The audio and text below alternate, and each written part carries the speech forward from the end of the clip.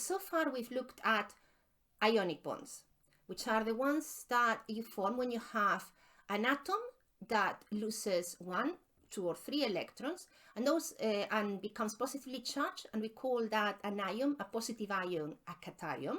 And those electrons are transferred to another atom or group of atoms, and they become negatively charged, and we call that a negative ion, an anion.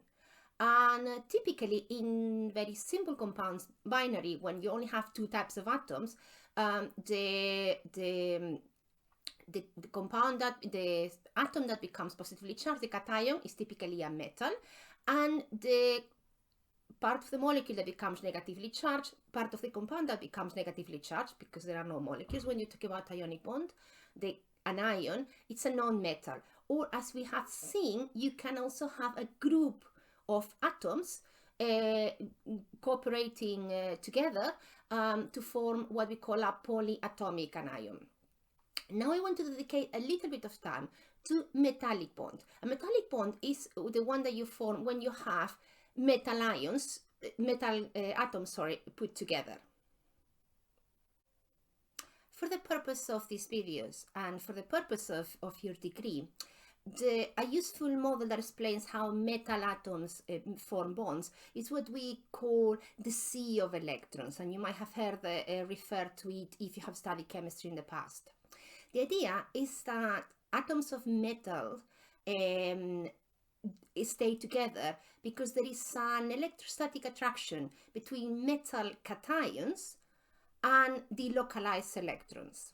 So all the atoms of your metal, or different metals if you have an alloy, pull together their outermost electrons, what we call the valence shell, and those electrons are shared across all the atoms that make that lump of metal, and the electrons circulate around all those cations.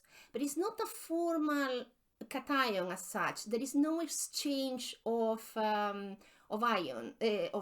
electrons. It's not that one atom of sodium loses 1 electron and the other atom of sodium gains an electron. No, they simply share all those electrons across the network of sodium atoms that you have together, and those electrons are delocalized. They belong to all the atoms at the same time, and we're only thinking about the outermost electrons, what we call the valence shell.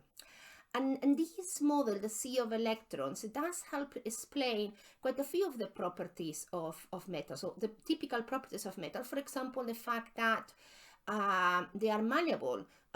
You can heat, if you heat a lump of sodium chloride with a solid with a hammer. Sodium chloride, common salt, is an ionic compound. It breaks because you are with the force, you are breaking the bonds that keep those electrostatic interactions that keep those ions together. But because here you've got all the electrons spread across the whole of your lump of metal, when you hit it with a hammer, those electrons serve as a cushion, and the metal doesn't break. It just bends, and with the force of the impact. Or for example, conductivity. You have that sea of electrons, that delocalized electrons circulating across the whole system, and then the electrons that you are conducting will also join those electrons that are part of the metal, and will also become delocalized.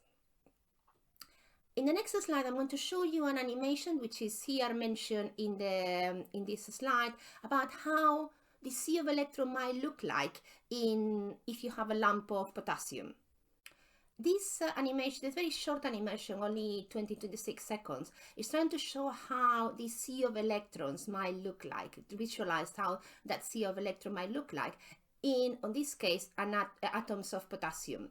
So here you've got all the atoms of potassium with their electrons, and what is showing at the top is what we call the electron configuration. So all the electrons of potassium and where they are in the different energy levels.